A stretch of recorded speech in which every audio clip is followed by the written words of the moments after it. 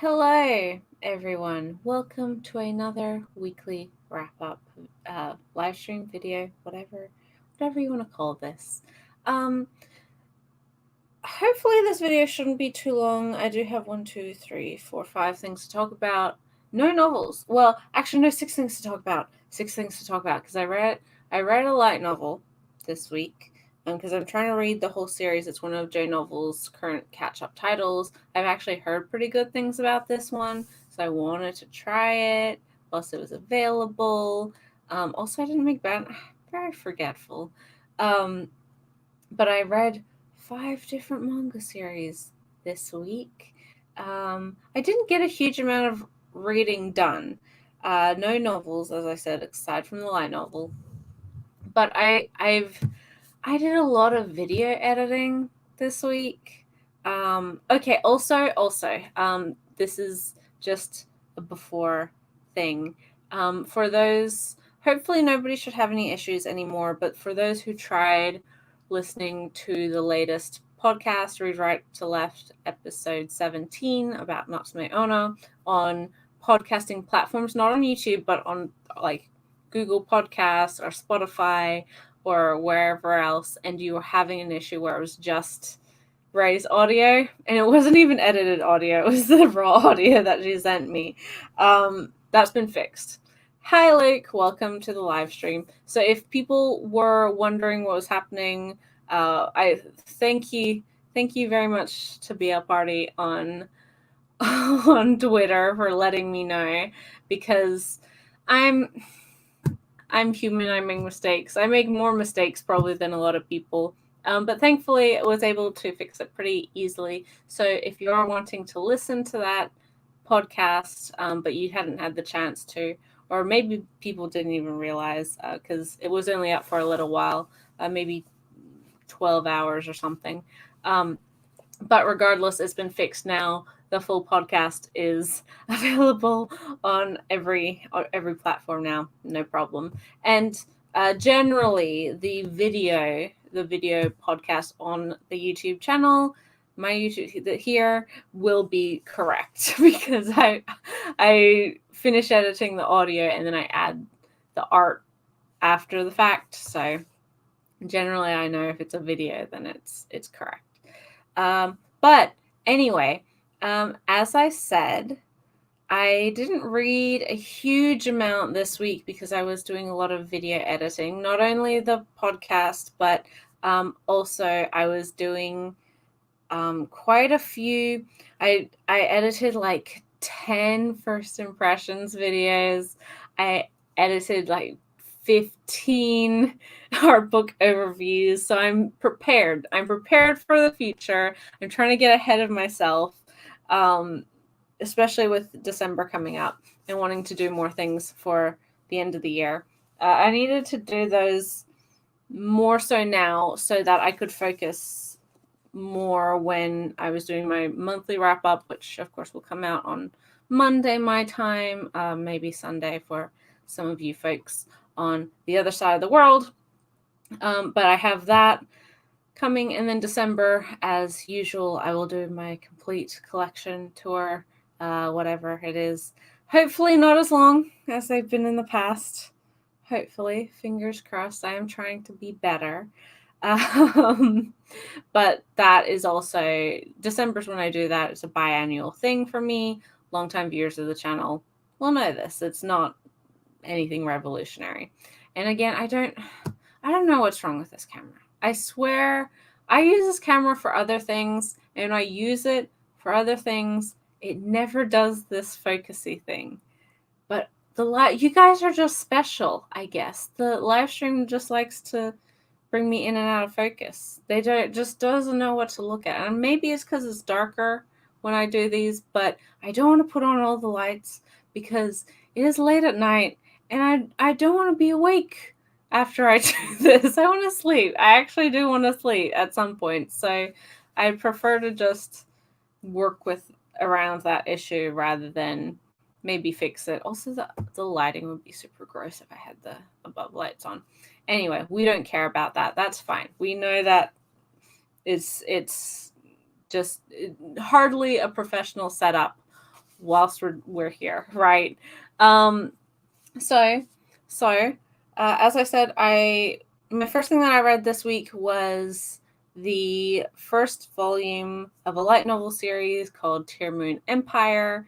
It is a shoujo light novel currently being released by J Novel Club. I don't know if they have plans for a physical edition release of this, but they have three. I think the third volume's finished. It has at least 2 volumes out. The third one is almost finished translation, if it hasn't at this point.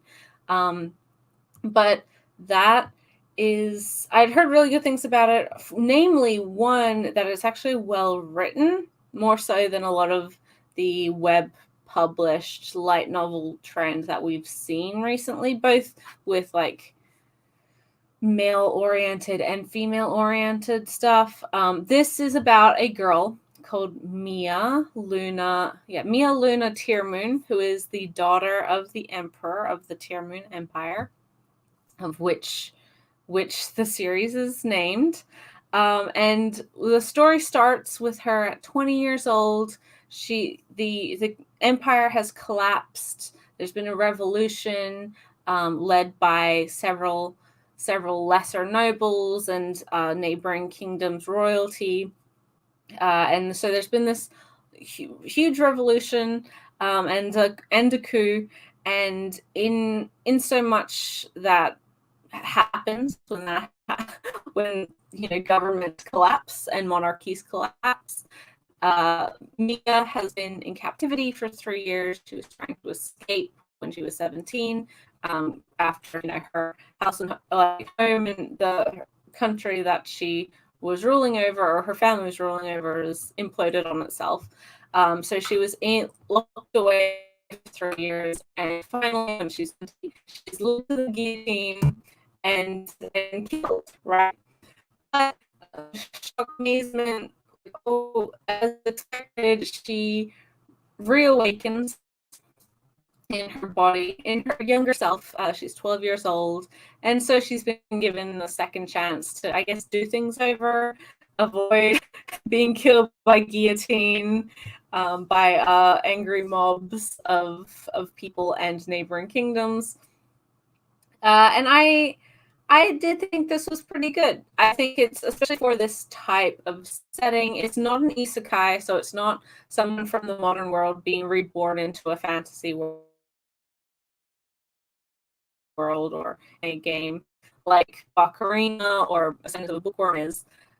It's more so, and if the internet would play good, okay, yes, internet's back on, thank you. But so it's not that. It's not an isekai. It is just literally a reincarnation of the same person, or a do-over, kind of like a Groundhog Day situation, but obviously spanning years versus a couple weeks. So she wakes up in her 12-year-old body, and she's actually not, like, her personality hasn't necessarily changed, but because of her experience in her rough treatment and first-hand experience with this country collapsing and being made to realize that there was a lot of issues the first time around, she's trying to avoid, and I appreciate it because she's doing a lot of things and she's changing a lot of things and she's having a lot of positive impact on not only the country but the people around her. But like Katarina in My Next Life as a Villainess, All Routes Lead to Death, our main character is pretty stupid, right? She doesn't, and she's not an idiot, but she's very selfish. She's very self-centered because she is a princess and she's always been raised with a very certain expectation, with people telling her certain things, and having this air of superiority that comes with being nobility and comes with being told, like, you're more important, you're more special than everyone else, right? So first of all, she she kind of her first thing is she befriends one of the maids who she was initially going to get angry with after she ruined her cake, because she's like, she also, every time she wants to think, she's like, I need sweets, give me sweets. So she wanted that. She was trying to game plan for the future to fix the country, to avoid being killed by guillotine. And the maid who brings it out stumbles and falls and, ruins this cake. And she's about to chastise her, or, well, more than chastise. She's about to discipline and perhaps fire this maid, but she recognizes that this maid in the original timeline was the only staff member to stay with her throughout her entire captivity. She was her only companion. She'd go and brush her hair every couple of days for the 3 years, and so she really was her. Exactly. Give her the sweets. But she realizes that this was someone who was actually very important to her, and now with hindsight, she can appreciate that. So she makes her right-hand woman, her kind of lady in waiting, her head maid.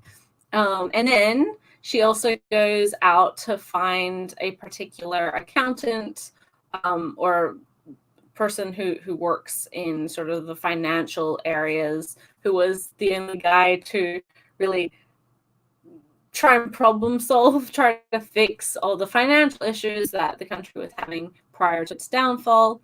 So between Anne, her maid, and Ludwig, this financial officer, I guess, because she has knowledge of the previous timeline, and because she parrots back information, especially to Ludwig, of like all of this financial situation and like how to fix it and how like things need to change.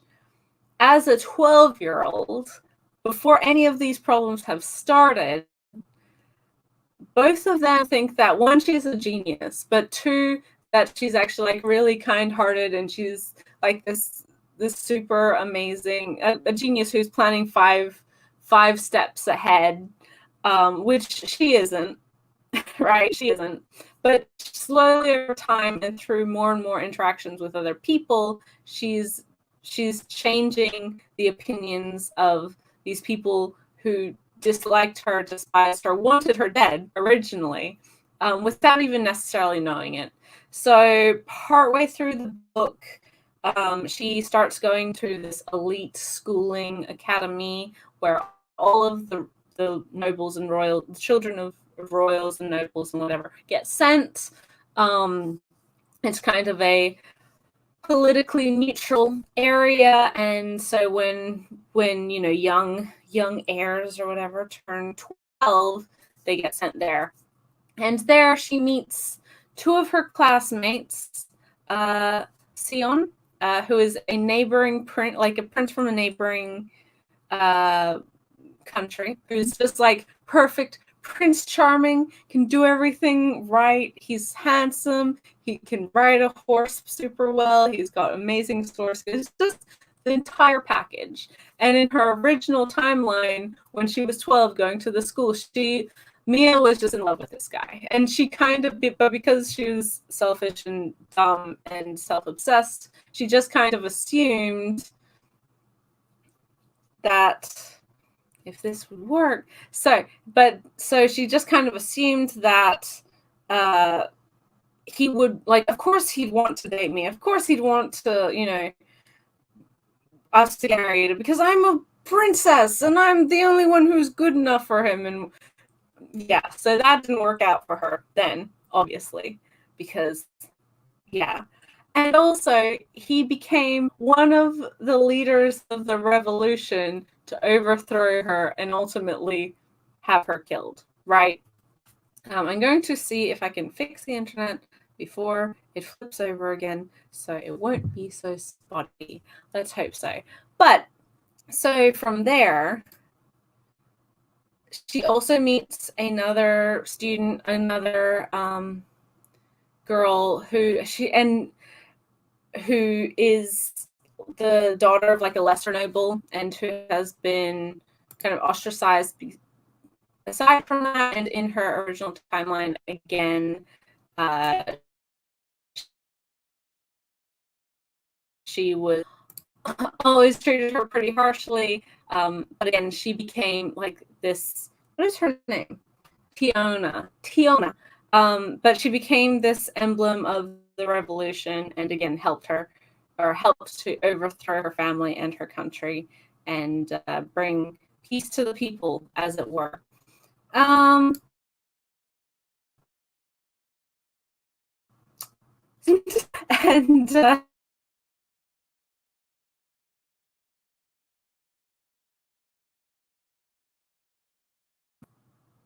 so now, hopefully, this will fix that internet spottiness.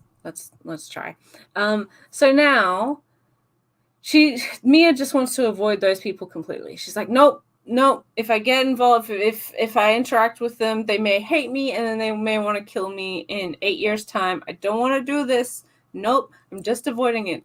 But inevitably, she gets involved with them, and because everyone has this like weird her whole reputation has changed since her personality's changed, or she's changing her country for the better, so people have a lot more positive outlook on her. And so both of these characters now see her as nothing more than like a really kind-hearted, sweet, lovely, brilliant princess who may be the savior of this empire that's just been going terribly over the last decade or whatever. But of course, Mia doesn't realize this. She still sees them as threats. And notably, she's like, well, I was in love with Sion the original time, and I know that that's not going to work out. And also, we're both like the heirs to the royal family, so we couldn't get married anyway. And he's not interested. I know he's not interested because he murdered me. Well, he did. Like, he had me killed back the first round, right? But so she decides, like, well, I need to find someone. I need to make connections, first of all. She's like, I need to make as many friends as I can in school so that if once issues, like if things go wrong, I'll have allies. I'll have people who want to help me, right? So she starts angling towards another neighboring prince, who's the second prince. So she's like, well, if I make him, like, if I befriend him, she does it so she can go to a dance and stuff. So regardless, she's like, okay, well, if I marry him, then that'll bring the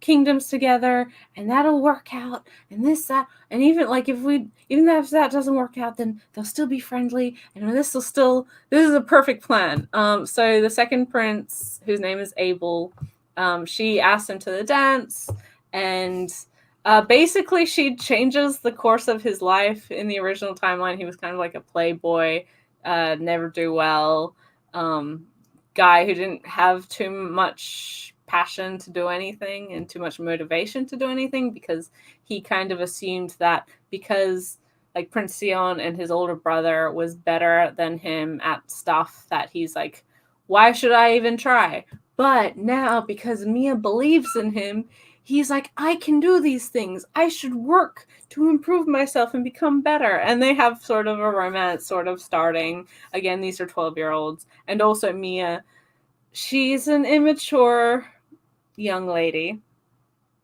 Let's be fair.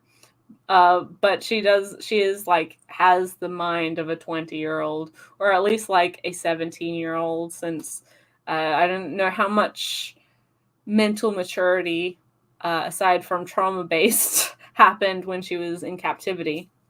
But yeah, so it's sweet. It was pretty good. It had a lot of like pretty typical things for this setting. And it was funny. I think all the characters like worked pretty well.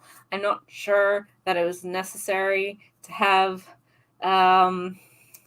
well, I guess a character group, a character race from like an Outlands tribe. I'm like, God, Japan, why do you do this? You didn't have to include that. Because it's like, oh, it's a different culture, and they're hunter gatherers, and they do. I'm like, I don't think that was necessary. But regardless of that, one, that character is kind of a small part of the overall story. Although, again, the relationship between that group and the original royal family and was very,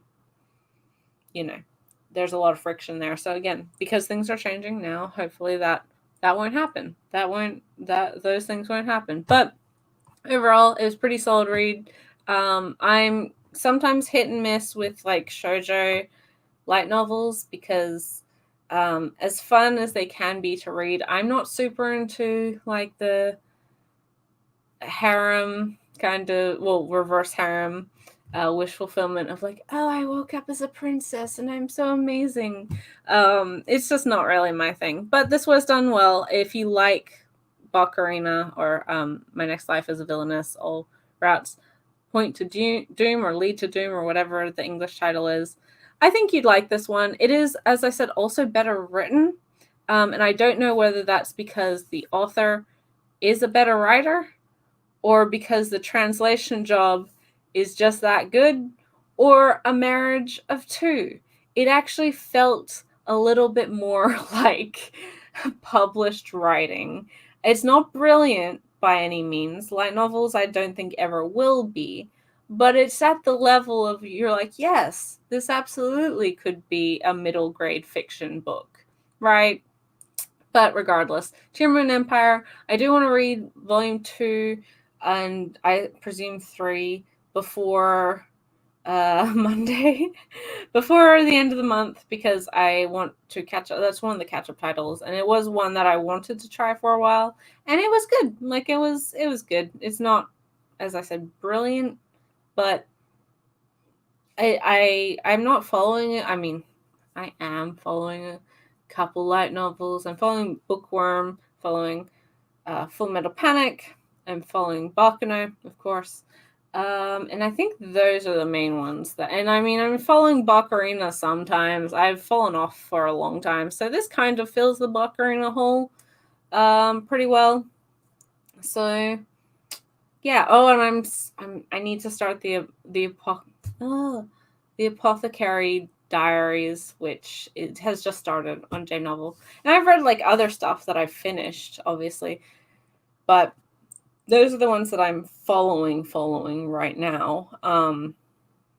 I feel like I'm forgetting one, but I don't remember. It doesn't matter. But yeah, so enough about light novels. Let's start with manga. I know this is probably something more interesting to a lot of people. And yeah, there's 5 different series, 7 volumes, because I read a couple volumes of certain series. And the first one, it's kind of on the topic of shoujo and royals, is Snow White with the Red Hair, volume 10.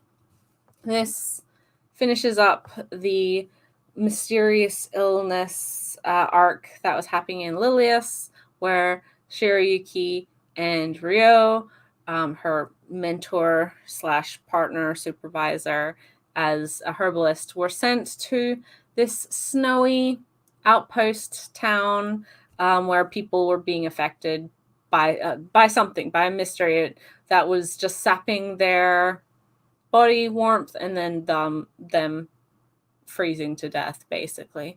And it was really good. It was good. I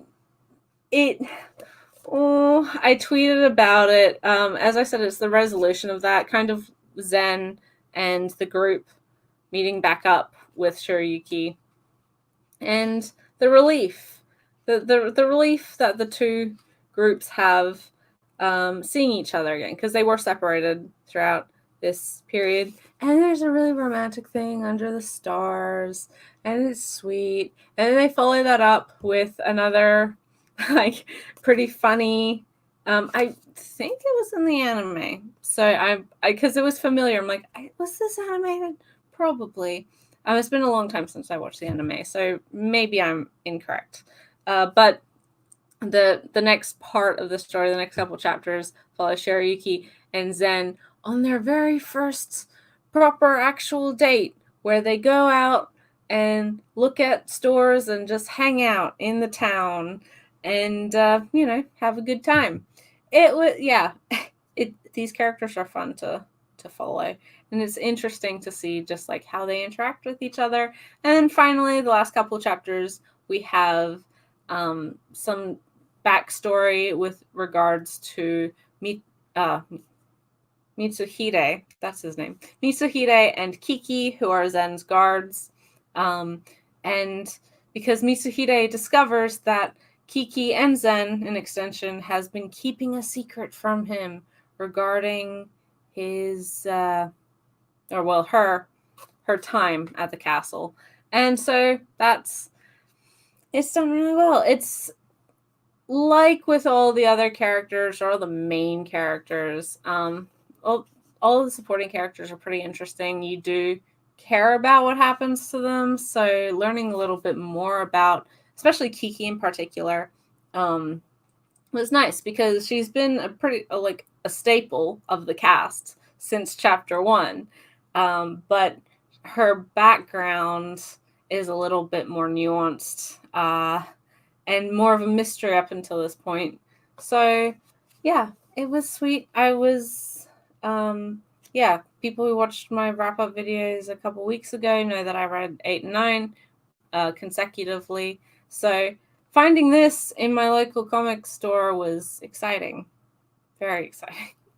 I hadn't realized, well, I feel like, I don't know whether it's the particular comic book store that I go to and where they get their stock or what, because this isn't technically out in bookstores here in Australia, but it was available at my local comic store. So I bought it there because I was like, I'm going to buy it because I prefer to support them versus giving money to Amazon. So yeah. So that was, oh my God, I'm just all over the shop today. That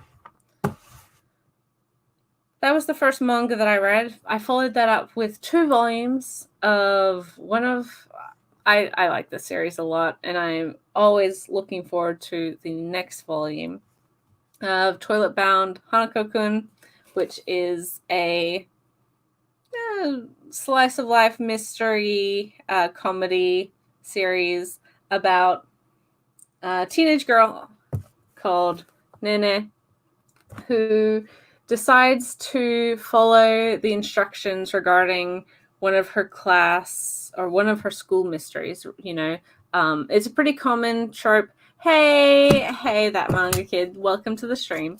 But it's a pretty common trope, pretty common folklore, like rumor, mystery, that certain schools have seven mysteries that kind of impact school life and cause chaos, and mysterious things happen. And so, like with the original rumor, mystery, folklore, Nene decides to go to a particular girl's bathroom stall that is said to house Hanako-san, who's a ghost who will be able to grant a wish for you. Whatever wish you want, because it's a girl's bathroom and a girl ghost, typically has to do with love. Typically it's a matchmaking thing, right?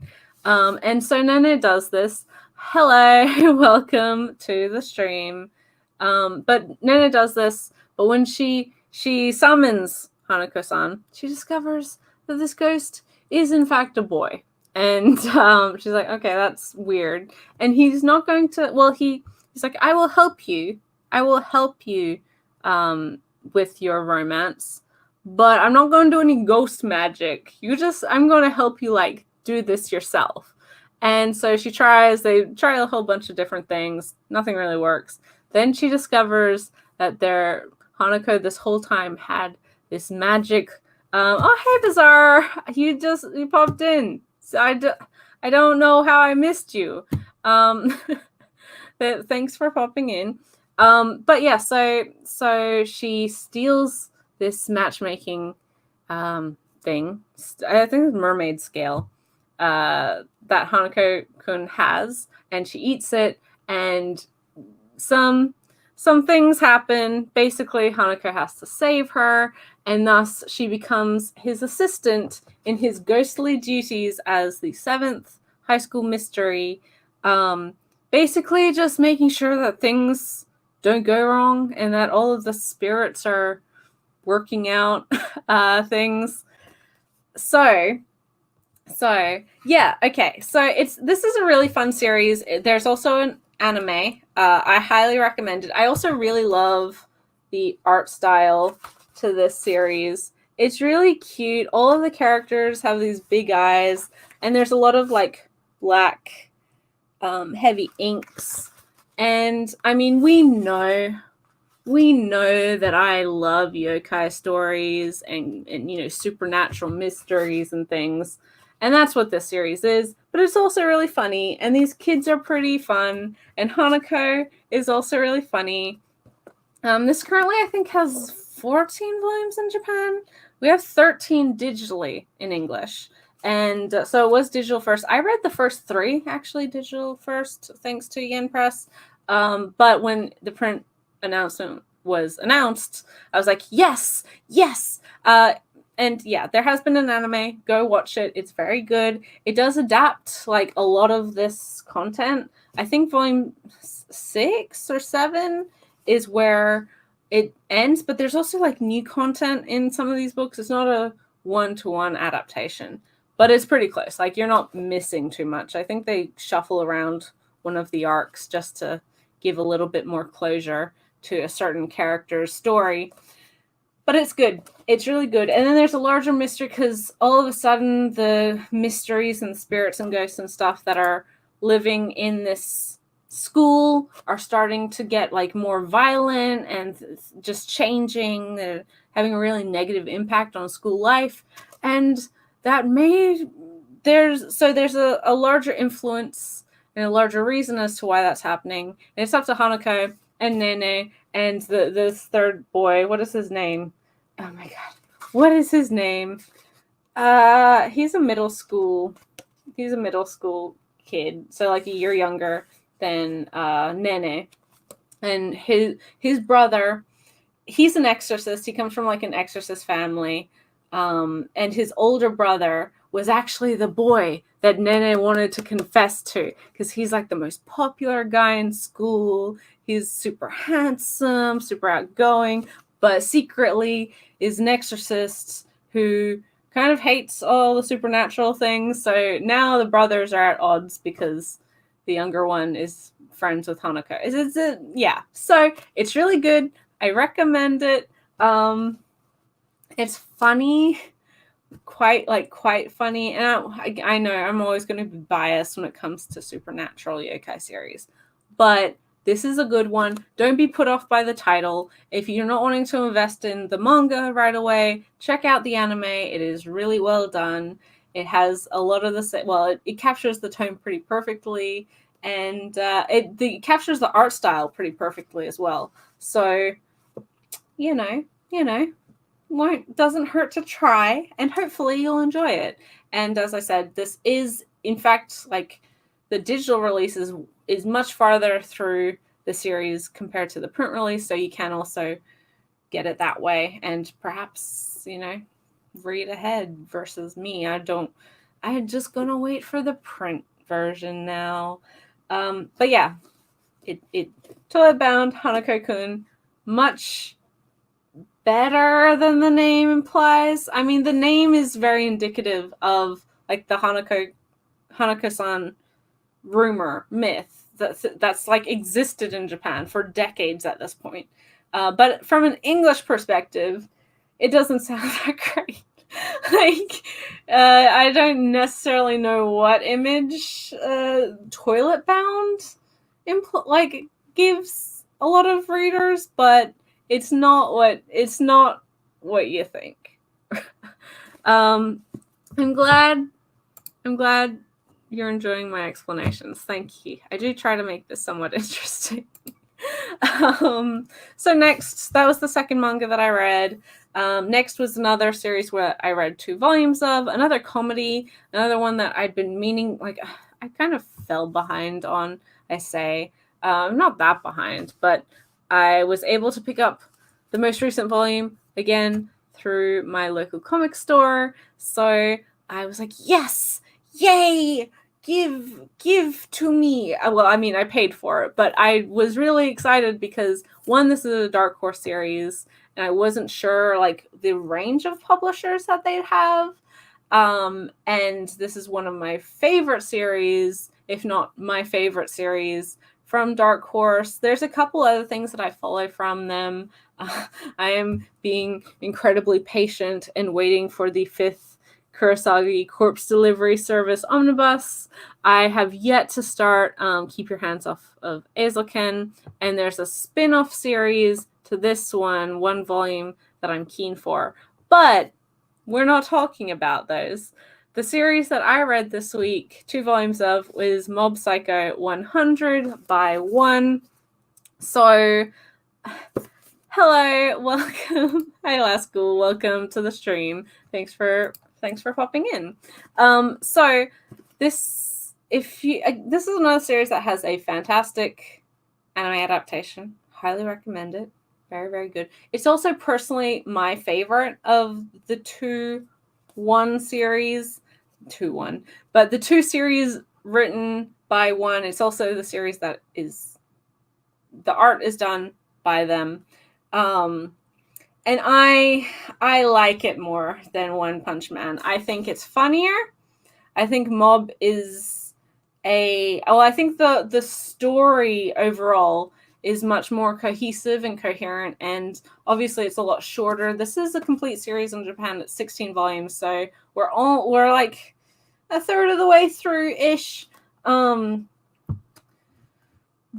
So I think it's more cohesive. It's more tightly written. I think the characters overall are more likable and definitely more relatable, obviously. I think everyone's been, maybe not everyone's had psychic powers, right? But I think everyone's been an awkward middle schooler. And I think the comedy is so much funnier with one's art style. Like, it just legitimately is funnier. And that's not to knock the artist of One Punch Man. He's very talented. We know that, he's very good at what he does. He's done a lot of series.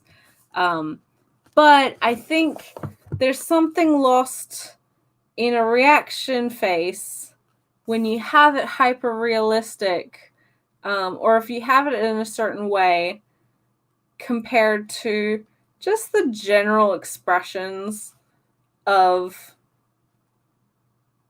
like what is in Mob Psycho 100. And honestly, again, people say that one has bad art because, yes, the character design and the character art looks juvenile. It looks like, not great, right? But we know for a fact that one is actually a very good artist. I mean, that you can't be a bad artist and draw spreads like that. You can't be an artist and purvey the emotion that it has when you're a bad artist, right? Even like, yeah, I don't know. I generally like One Punch, or not. I generally like Mob Psycho 100 more than One Punch Man. Maybe not so much of a controversial opinion anymore, but it certainly was at one point. I felt like it was me and like maybe 2 or 3 other people who would agree with me a year or so ago. But regardless, this is a series that follows our main character, Mob, aka Shigeo Kageyama, who is 14 years old. 14 years old. second year in middle school. He's in middle school, right? He's a middle school student. He is pretty normal. Like, he's just he's very mild mannered, doesn't look like he just fades into a crowd. He's not particularly ugly, but not particularly handsome. He's just plain Jane normal. Nobody would pick him out of a crowd. But he has amazing ESP psychic powers. Like really, really amazing ESP psychic powers. And so that obviously makes him different from everyone else. But so he's just a normal kid. He wants to live a normal life. He doesn't want to be seen as different because of his psychic powers. And a big part of that is because he works for a character called Reagan, who is he fashions himself as a spiritualist, the strongest spiritualist in Salt City, where they live, and perhaps the world. And he's a con man. He doesn't actually have any kind of psychic or magical or mystical powers, but he tells people that he can, get rid of evil spirits and help them cleanse their life and whatever else. And he talks a good game. He is definitely an incredible con man. He knows exactly what to say, how to say it, and twist perception to make people think that he's doing things. And so a couple years ago, he ran into Mob. Well, actually, I say that Mob went to him. Mob went to his offices and was like, "Oh, you know psychic powers. Can you help me with my powers?" And Reagan is like, "Holy crap, this is a kid who actually has these powers. I'm gonna use them," right? So he's taken in Mob as like a part-time worker, as his, apprentice or whatever. And he just gets him to do all of the actual jobs that need spirit removal. And he's like, "Oh yeah, this is small fry. I don't really need to get involved. Mob, you can do it." And Mob, sweet, trusting kid, although not nearly as clueless as perhaps the early stuff would imply, just goes along with it. And he's like, "Oh, master, it was..." But so, despite being a slimy con man who will scam every dollar out of you by pretending to have these powers that he doesn't have, he's a great mentor. And he's definitely, and this is none the more obvious than in these particular volumes. So if you've seen the anime, the first season ends with Mob's brother being kidnapped by an evil group, along with a bunch of other espers. And Mob's brother Ritsu he doesn't have ESP powers. He kind of just gets caught up in it. I don't want to spoil anything, but he gets caught up in this, and so Mob has to go save him. And Reagan, being put out that his apprentice isn't ready to come work when he calls him, it's like, "Oh, I'm gonna have to get that kid. Like, where is he? I gave him a cell phone for a reason. Like, why didn't he call? If he has plans." So he goes to rescue these. Well, he goes to collect Mob without realizing that he's walking into like this evil organization called Claw that are psychic supremists that are like, "We're the best in the world, and we are more than humans, and we're going to take over the world," etc., etc., etc. Which is counterpoint and counterbalance to pretty much everything that Reagan has ever told Mob about his powers. And it's really wonderful to see Reagan walk in as a normal guy with like zero spiritual aptitude, take on all of these psychics and just break their delusion, because he's like, "You're all grown adults. Like, why are you pretending like you're somehow cooler because you have psychic powers. That's really like, you need to grow up. We're not 12 anymore. You need to, like, just because you're running around waving a plastic sword doesn't mean that you're doing adult things, and it doesn't mean you're cool. In fact, it means you're very, very lame, right? And that's something that I think everyone, because I think Mob Psycho, even the anime, it takes a little while to kind of get what it's doing, right? But once it does, it just hits the ground running, and it's amazing, right? So Reagan has always told Mob that, like, yes, you have psychic powers. Yes, that's a talent that's different from other people.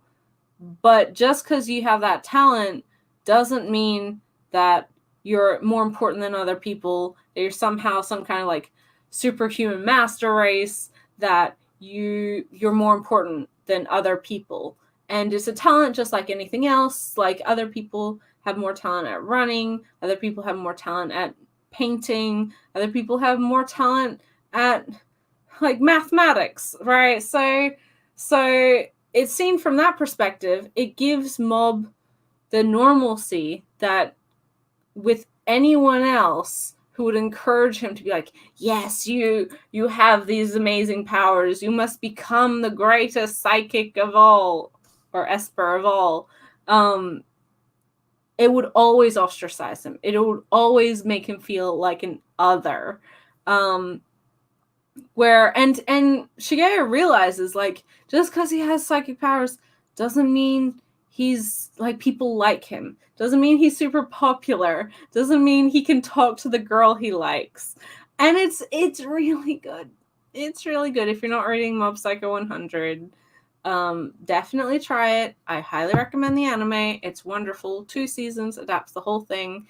But the manga is also really good, really funny. And these 2 volumes adapt that final arc of the first season. So we're kind of getting into season 2 territory with volumes after this, which kind of works out because, so this is 6 volumes out of the 16. I don't know how much they condense the later stuff, but I never felt like it was too rushed. So, yeah. Mob Psycho 100. Definitely check it out.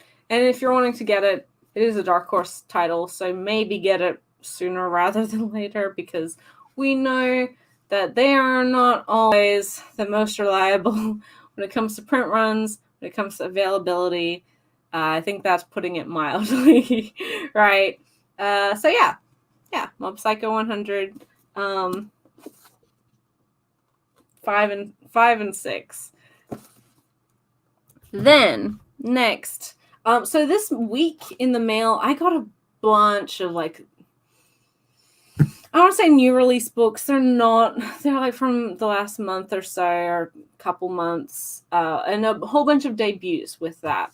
So I've read 2 of those to talk about. I need to read the other ones tomorrow so I can talk about them with a little bit more knowledge in the what is it, haul video, my monthly haul video.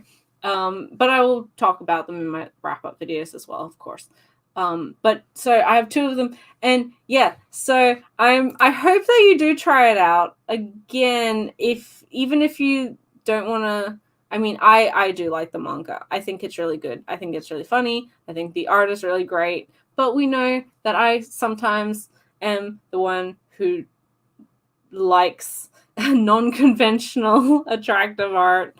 But yeah, if it sounds interesting to you, and even if you're like put off by the Dark Horse stuff, try the anime. It's really, really, really good. But yeah, enough Mob Psycho. So I got quite a few like new books, new debut series. Super excited because, okay, I've talked about this before, but there's like so many cool, new, interesting titles being licensed and released. There's a whole bunch of stuff that I am aware of, and I'm really excited about when they get licensed. the like stuff that you're anticipating, that you've heard about, that you've heard, like people have been speaking about, whether they read it through like the Japanese magazines or whether it has like a large scanlation fan base. And I'm not a scan, like I don't read scans. I haven't read scans for close to a decade, and that's not a moral like I'm not saying that I'm better than other people, but I just don't like to encourage scan reading, and I more so than the scanlators, I have an issue with scanlation aggregation sites who make money off of people wanting to read the latest chapter of whatever, especially things that are available legally worldwide. But we're not going to get into that rant. And then the mangaka themselves struggling to eat, basically. It's artists, as we know, unless you're like in your lifetime super popular, you're not, it's very hard to have a sustainable income from art. Unfortunately, arts are very lowly valued despite being so highly consumed. Anyway, normally when there's licensing announcements, there'll be stuff that I know, like I've heard of, or it'll be a title from a creator I already enjoy, or there's stuff that's I've heard, you hear about on Twitter or whatever. Like Boys Run the Riot is one that just recently got licensed by Seven Seas. Was it Seven Seas? I think so. Anyway, we're super excited for that, and that was one that I knew about prior. Maybe it wasn't Seven Seas. It doesn't matter. It doesn't matter. I'll figure it out when I get it. But there's like Takako Shimura title coming out. There's Asamiku Nakamura titles coming out. There's a new Moto Hagia book coming out. Like, there's exciting stuff, right? And then there's other stuff that you didn't know existed, but then it gets licensed and announced, and you're like, that sounds really cool, and I really want to read it. And that's where a lot of these titles fall into, where prior to their licensing, I had never heard of them before. But we know that some of my favorite series that I follow, I'd never heard of before prior to their announcement. Phantom Tales of the Night. First one. Amazing. I love that. Magus of the Library. I don't think anyone had heard of that one. So, like, there's a lot of really great series coming out, regardless of, I think, what genre you enjoy, what demographic you tend to play around in. There's a lot of cool stuff coming out. All of that was prequel to basically saying that the next two books that I'm talking about are new debuts. One is from Yen Press, the other one is from Kodansha, and they're series that I knew nothing about before. I didn't know they existed. I had never heard of them before. But once they were announced and the synopsis was given and the cover art was shown and all of that, I was like, that sounds like a cool thing, and I want to read it. And I had like 5 of those this month. But I only was able to read 2. So the first one is one that really I enjoyed a lot. I didn't quite know what to expect with it, but I knew that it would be my jam. One, it has to do with like a fantasy setting. 2, it's a slice of life seinen, I would assume. It feels like a Harta magazine series, which for those who don't know is my favorite Japanese manga magazine. A lot of my favorite series come out of that magazine, namely A Bride Story. Go with the Clouds North by Northwest is also currently running in there. Run in the Grey World came from there, as did Emma. Well, Emma was in it when it was still called Fellows. But they have Hakume Mikochi as well as one of their current titles. They have a lot of stuff. Nicola and Nicola Traveling Around the Demon's World. That's what it's called. That's another one of their current titles. So they have their whole thing is like down to earth, slice of life with some kind of twist to it, and I live for it. Oh, Delicious in Dungeon is another one of their titles. And this feels like it came from Heart of Magazine. I don't know if it did. I will check in a minute. But it feels like that, and I was not disappointed. So, rather than spend too much longer hyping this up, I guess, I read Volume 1 of Heterogenea Linguistico, which is by Salt Seno. Let me see. This was published... no, it's a Kadokawa publication, so... doesn't say which specific magazine, but it doesn't matter. It's not a hard series, but it feels like one. So this is the story. What is his name? This is the story of a linguist, so someone who studies languages and words, but languages generally, called Hakuba, who his professor has thrown out his back. He was traveling and had an injury, and the professor was like, I will leave my research to you, Hakuba. Go finish my research for the year. And he's like, okay, but the whole premise is that he's a linguist, but not just any old human linguist who talks and studies about like different human languages. Oh, no. He is a linguist who studies inhuman or mystical, fantastical creatures' languages. And it's set up pretty much like that. Welcome to the live stream. Thanks for making it. I'm glad you could pop in.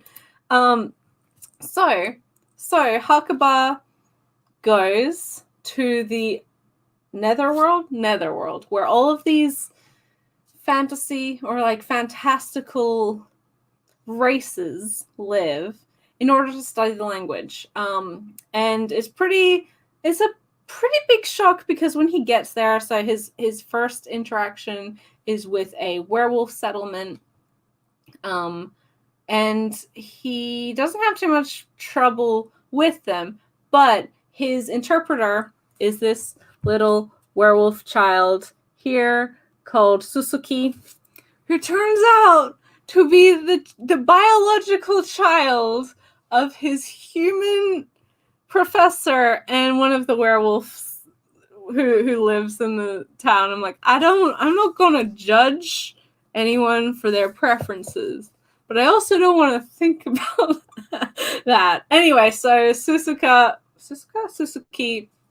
is half werewolf, half human, and thus understands werewolf culture, but also is able to explain things to Hakuba in a way that a human would understand. So we have, and it's like actually talking about the complexity of language and how it adapts to culture. And obviously, like for werewolves, there's a huge like canine influence there, right? So the way that they communicate isn't always verbal.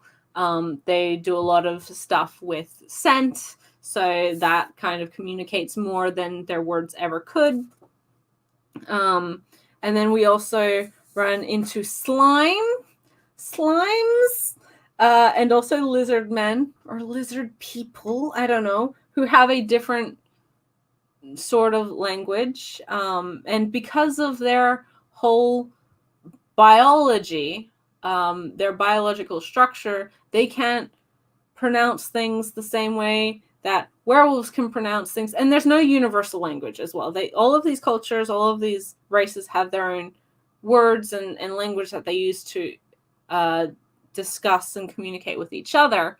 But when communicating across, with different people, someone who's not of your race, they do have kind of a mishmash of language going on. And as a linguist, that's what's interesting, right? But yeah, so lizard people, like, because they don't have lips, they can't make certain noises, and then they communicate a lot with like vocally, but also through color, and it's really cool. Like I'm a big nerd about this, but it's pretty cool. It's done really well.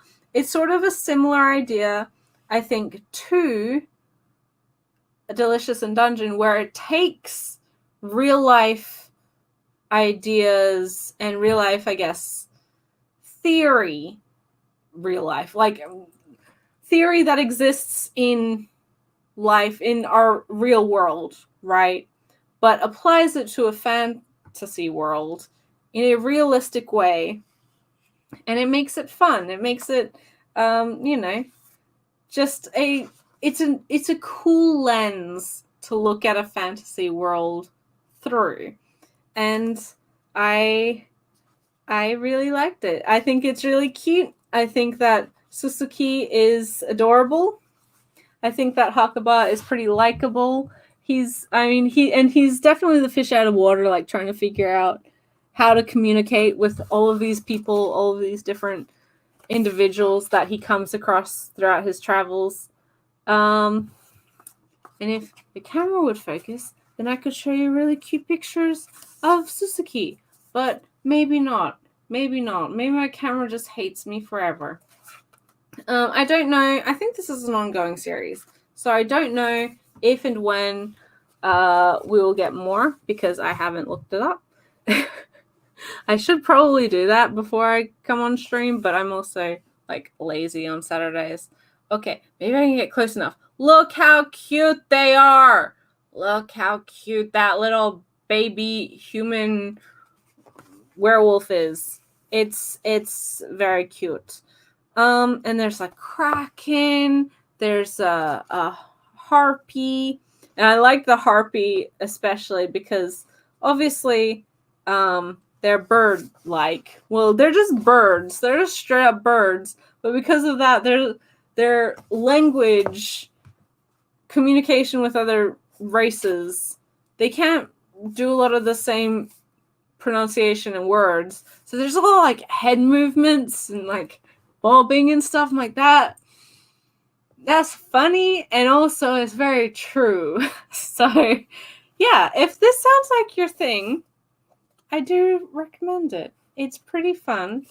It's lighthearted. If you like stuff like Delicious in Dungeon or Hakume Mikochi, then yeah, check it out. Also, it reminds me, and I don't know if this will completely translate, but the way that the cultures of all of these different fantasy races are explored with like some foresight and with some planning and with some like pretty distinct differences in relation to the physical biology of these creatures, and making sense of how their culture would adapt to that, and how different cultures interact when there are such huge discrepancies in their lives and in their abilities. It reminds me a lot of how well done the race building, is that a word? I don't know, but like the racial diversity is built in the Wayfarers series, which is an ongoing sci-fi novel series. Absolutely recommend it. I read the 3 that have come out. The 4th one's the last one. Hasn't come out yet. Highly, highly recommend that series, especially if you like diverse aliens that all have like different cultures and actually feel like aliens and not just humans copy pasted with like blue skin everywhere. It's done really well, and it reminded me of that. Obviously, this is a fantasy setting versus a sci-fi setting, but the two are not really that different, right? One's in space, one's got, werewolves. But yeah, I didn't know quite what to expect with this series, but I knew I'd probably like it, and thankfully, I did like it. So yeah. Heterogenea Linguistico. Definitely a mouthful, but well worth it if something that sounds like your thing. Finally, one more series, another debut. And this one and the previous I will be doing first impressions videos on as well. I haven't filmed those ones yet, but I will be doing that. Finally is The Beast and the Witch, or The Witch and the Beast, sorry, by Kosuke Sasaki. This is an interesting first volume. I think maybe in the US, the first 2 volumes came out at the same time. Kodansha's been doing that recently, where they will release volumes 1 and 2 the exact same day, and then the later volumes are solicited as per usual, one at a time.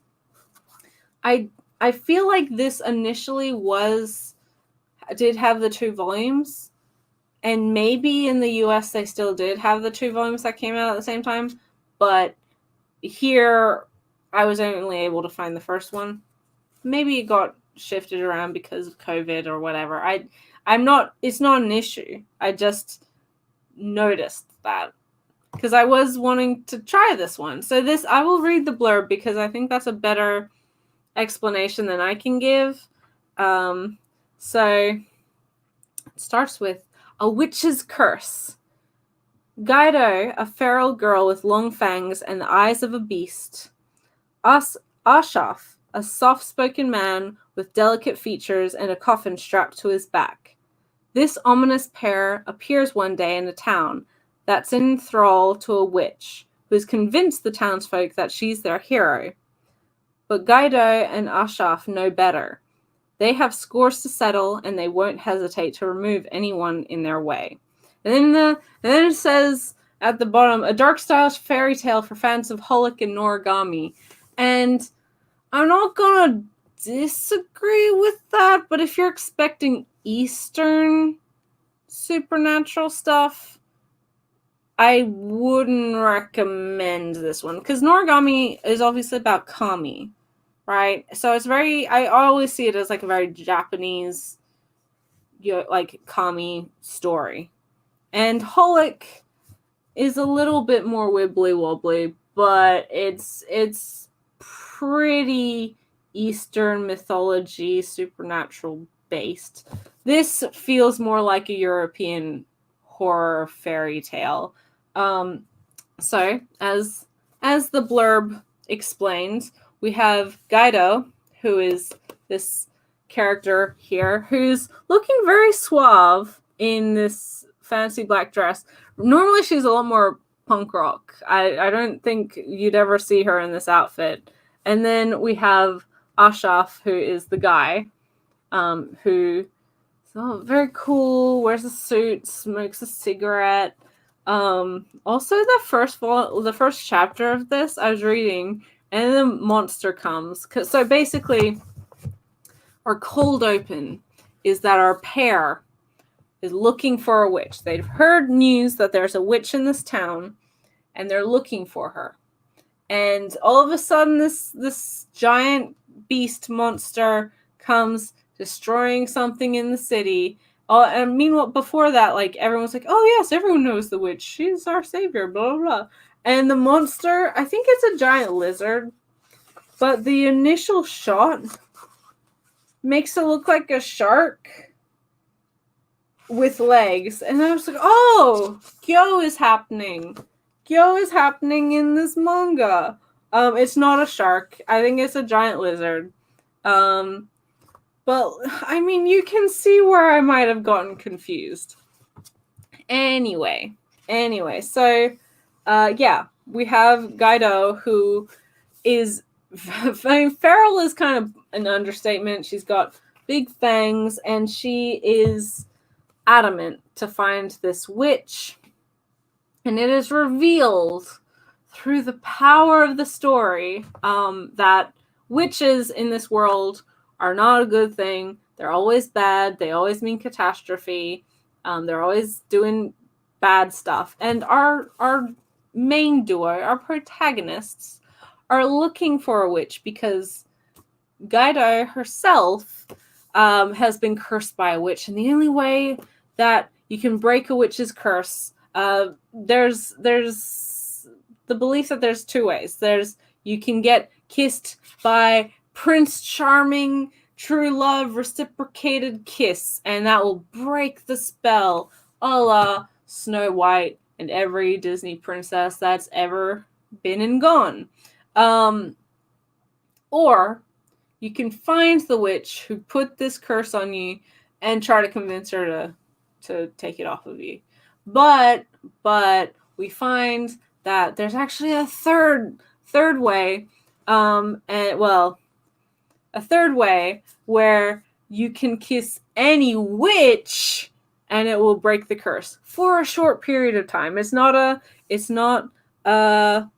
like must do thing unless it's the witch that you I think unless it's the witch that put it on you, then it's broken. But so gotta say, there's our punk rock chick. She kisses a girl. It's not a romantic thing, but if you do like girls kissing girls, then just putting it out there.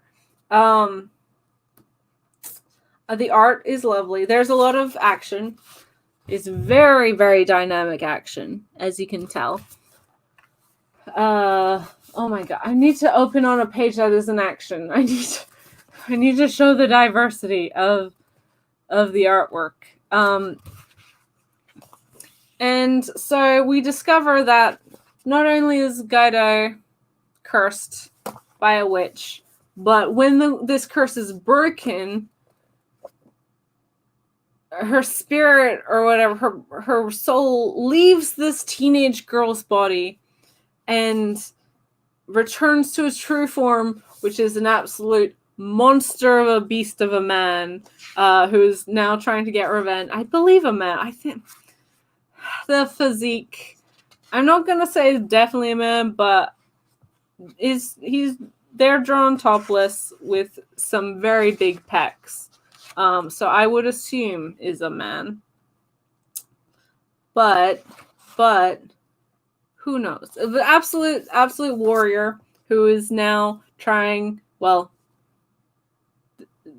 Gaido is this whole time very violent, doesn't really care about any nuance, wants to destroy everything in order to restore themselves, get rid of this curse, and Ashaf is kind of the cool head between them. Like, how about you don't blow up the city this time, and we destroy, like, we get rid of the witch, we try and fix your curse, but also not leave with every building falling down.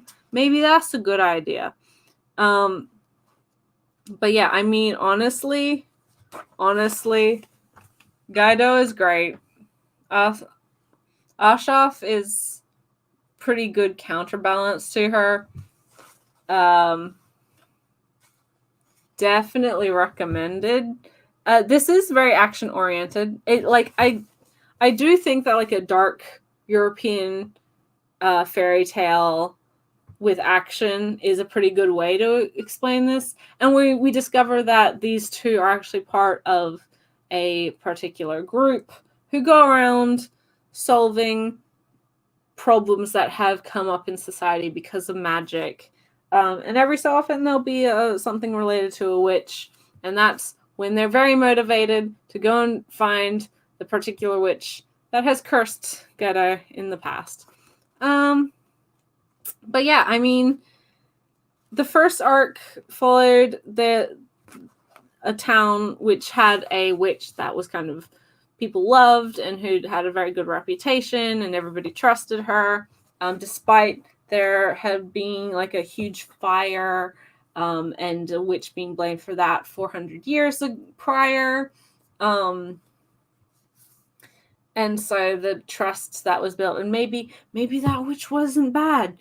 Maybe things are changing. We don't know. But yeah, so that was the first part. And then after that, Gaido kind of gets fed up with her partner and this whole system because she's very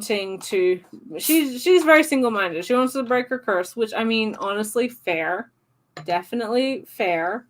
So they've done a whole bunch of odd jobs, but they've just gotten new summons for another witch case where in this small town there's a serial killer witch, and there's been like 36 murders in the span of a month or something. I don't know. It's escalating. It's escalating. But yeah, definitely want to check out if you don't mind violence or gore. If you, as I said, there's a lot of action to follow. They have a pretty interesting dynamic between our pair, and of course, it's always compelling to try and follow like how this sort of mission, maybe this sort of goal is done. Hey Zen, and hey, well, 365801. You guys have popped in just in time. I am kind of at the end of the stream though. But yeah, The Witch and the Beast was a solid start. I am actually keen to read the second one. I think I'll have a more informed opinion after I read that. But this was a good start. And I do think that if you like a dark fairy tale style of story with a pretty interesting pair, and like it's definitely an odd couple sort of pair, check this one out. In recap, that was the last thing that I read for this week, the last manga that I read for this week. Prior to that, I read Heterogenea Linguistico, which is great, definitely funny and sweet and heartwarming. Really my sort of thing. Check it out if you like fantasy slice of life. Prior to that, I read 2 volumes of Mob Psycho 100. Very funny, some of the best stuff, and really when the series comes into its own and becomes more obvious as to what it's doing, the major theming, the major lessons of the story. And then I read Toilet Bound Hanako-kun. Well, I read this prior to Mob, but volumes 4 and 5. Another really fun supernatural comedy mystery series. Hanako and Nene and the other guy. I don't remember his name. This guy. All really fun characters. Definitely worth a read. And yeah, check the anime out for this. And for this, if you have not yet watched them, or if you haven't watched them and weren't planning on it. And the last manga that I read, or the first manga technically that I read, was Snow White with the Red Hair, Volume 10. Another really great volume to the series. I'm particularly attached to this shoujo. It's not the best thing coming out. It's not even necessarily my favorite thing coming out. But whenever I read it, it leaves me all warm and fuzzy inside. And I do really appreciate all the characters. I really like the main relationship. And this particular volume was really fun. And I didn't read any novels, kind of an anomaly for me this week, but I did read one light novel, which was the first volume of Tear Moon Empire, which was pretty good. Pretty good. Oh, thank you so much. I appreciate it. I'm glad that people find this interesting. Sometimes I can feel, not that I'm talking alone or to myself, because you guys are all in the chat, and I always appreciate your questions and your comments and seeing you interact. But I mean, when it's past midnight and I'm talking about comics to a web camera, it kind of hits me that it's a bit absurd. So I do really appreciate that everyone seems to not only enjoy the live stream and the books that I'm talking about, but also, I guess, hanging out to a certain extent. I don't know. But yes, also just a little bit of, not bookkeeping. That's not the right word. A little bit of housekeeping. It's late. Forgive me. So, if you were having issues with the most current podcast episode, you tried it when it first came out, on podcasting platforms, not on YouTube, but on like Google Podcasts or Spotify or wherever you listen to it. If you're having issues, basically, if it was just raw audio from Ray's side of the recording, that's been fixed. You will be able to listen to it now in its entirety. I was an idiot and uploaded the wrong thing. It's fixed. And thank you again to BL Party on Twitter for letting me know that had happened, because, as I said, I'm an idiot, and I guess I got distracted. I need to learn how to label my files more obviously differently. I don't know. Is it truly a read right to left podcast if there isn't some sort of technical issue? You guys don't always see it. Sometimes the recording may be a little bit spotty. Sometimes, that's basically, I guess, how obvious it would be for listeners, but we've had a lot of issues over the course of the 18 months that we've been doing it. But again, thank you for everyone. Maybe not the same group who watches these live streams, but thank you everyone who does watch or listen to the podcast. It means a lot to Ray and I that so many people seem to enjoy it. So that's been fixed. Yeah, you can listen to us talk about Natsume on, in depth, and we talk about a lot of her series. And there was something else. Oh, yes. I read manga. You can tell that I read manga. And I did read the one light novel. But I didn't read any novels mainly because I was doing a lot of video editing. Hopefully, maybe you guys watched. I don't know if that many people have watched it yet. But I just did post a art book overview yesterday or earlier. Let me know your thoughts on that format. I think it actually allows me to, it makes it easier for me to make those, right? But it also allows just like the art to speak for itself. I don't need to just talk over it with my annoying voice. I think it just makes it easier, and it actually allows me to showcase some of these art books that I've been meaning to show you guys and others for a long time.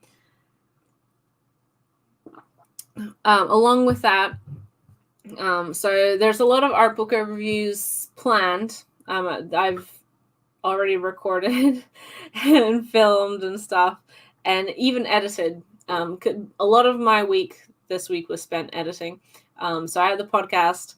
I had like 15-20 art book reviews to edit, which I've done, and then I've also done like 10-ish first impressions videos, so a lot of those will be coming through the pipes with over the next couple of weeks. I'm hoping to have a more regular posting schedule. I want to try and post something every single week, and I'm not going to include this weekly live stream with that.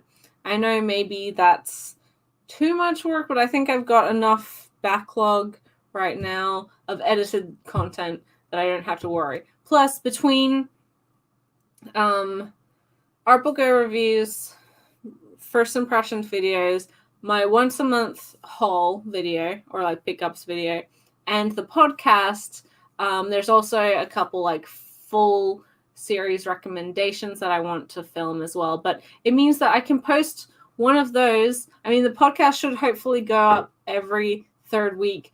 The pickup video should hopefully go up the last week of the month. So that really only leaves 2 weeks with nothing there if I just leave it as per usual.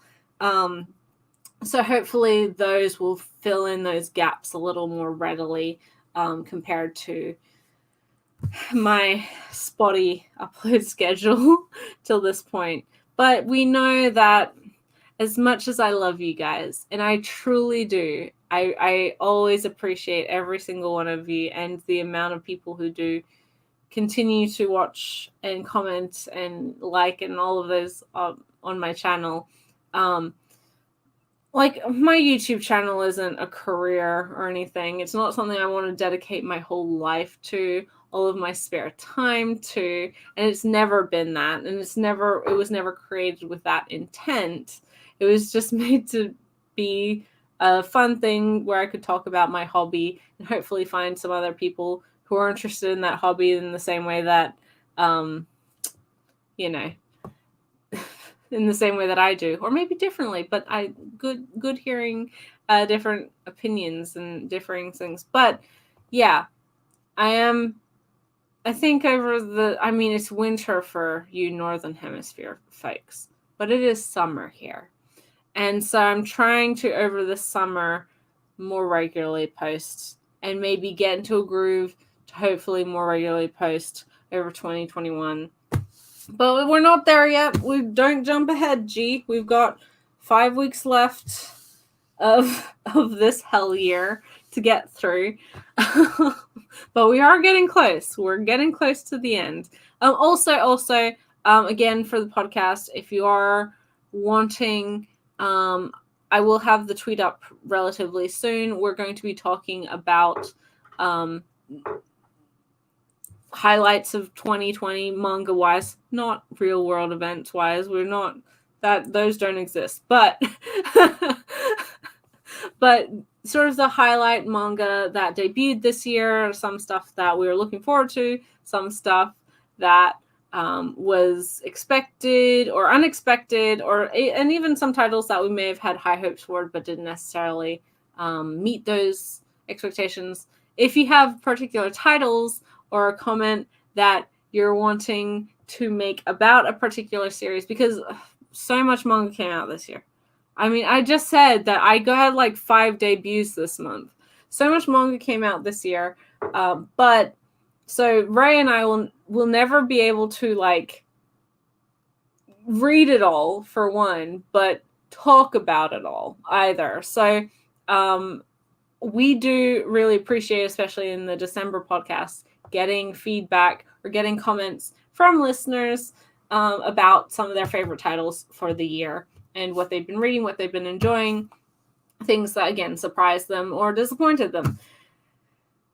Yeah, so if you're wanting to join in, be sure to follow my Twitter because I do tweet about it in the upcoming week prior to recording. Also, nothing to do with the channel, nothing to do even with like the hobby, really. I know there's a couple folks last time on the live stream, was it last week? Week before. It was relatively recently, earlier in the month, that were wondering about my pull routine and how pull has been going for me recently. And I don't have any like footage or anything to share that much regards to that, but I did just post a poll video on Twitter, so it, like, I'm gonna warn you guys, it's not sexy. Like, don't come to my Twitter expecting sexy pole dance stuff, because I'm not sexy. 2, it's like really awkward. But it is also impressive. So if it's something that interests you, or if you were, as I said, there was a couple people asking about it last week and the week before. And if you are actually genuinely curious, then that's where it is. So you can follow me on Twitter and see that if you're wanting to. But it is now 12:30 at night / in the morning. So I need to go to bed. It is now the 29th of November. So yes, thank you guys as always for watching. I really appreciate it. We had quite a few people in the chat. And I do really appreciate, I kind of a little bit quieter at the beginning of the live stream, but that's totally fine. It's totally fine. People have things to do on their Saturday morning. I get it. I have things to do on my Saturday morning, which is why I don't stream then. And also, it would be Friday night for a lot of people, and nobody wants to hang out with me on a Friday night. They don't go out and well, no, it's a pandemic. Don't go out and do stuff. But You understand. You know what I mean. Anyway, regardless, I'm going to go to sleep. I hope everyone has a wonderful rest of your weekend. Let me know if if you didn't watch the stream when it was live. Let me know your thoughts on any of the titles that I talked about. As I should have the whole video posted on Monday my time, maybe Sunday US time. But yeah. Night, everybody. I hope you have a great rest of your weekend, and I hope all of the Americans had a wonderful Thanksgiving. I'll see you next week or the next video, whatever that may be. Bye till then.